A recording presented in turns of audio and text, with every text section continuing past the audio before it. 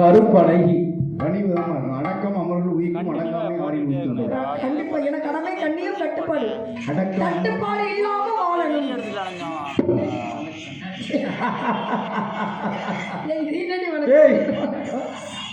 எங்க வணக்கம் சலிமா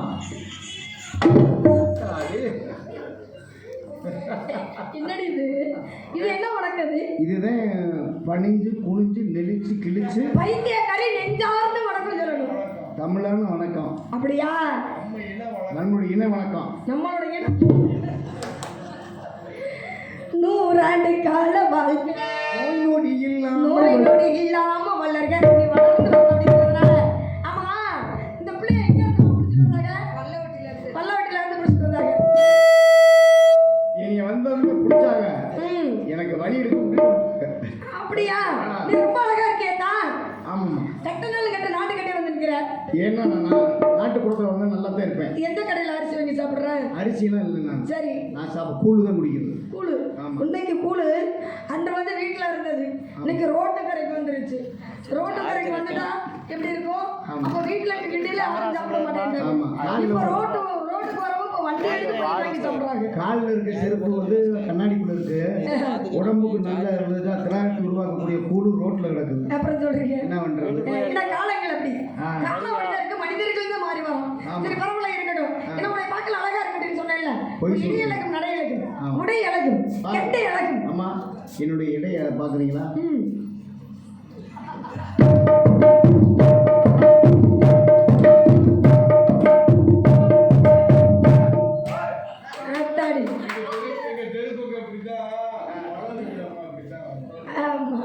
ஐயரா, சாமி கோயில்ல இருக்கவரை நீ இப்படி வந்து பொம்பளை பிள்ளைய யாருக்கு குண்டி பிடிச்சாங்கன்னு பார்த்துருவோம்.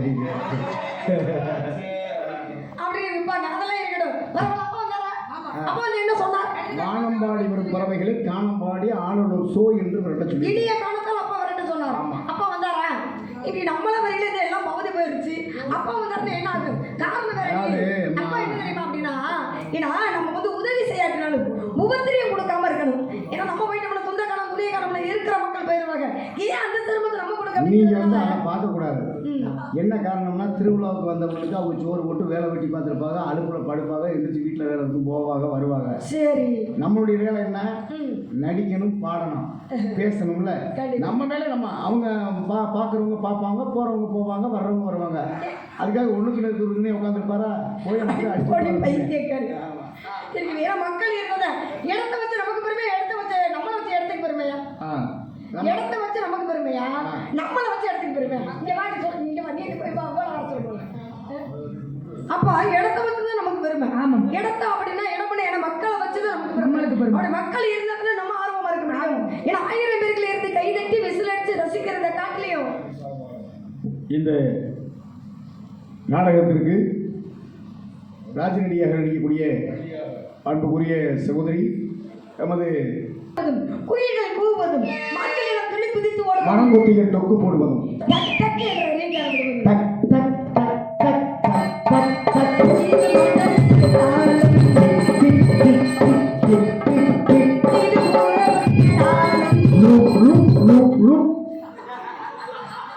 என்னடி சொல்ற?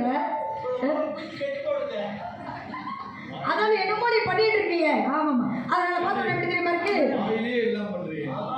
வாயை வச்சு பழச்சுக்க. நீ வாய் திறமை நிறைய இருக்கு. நீங்க ஊமையாவே உட்காந்துருக்கீங்க.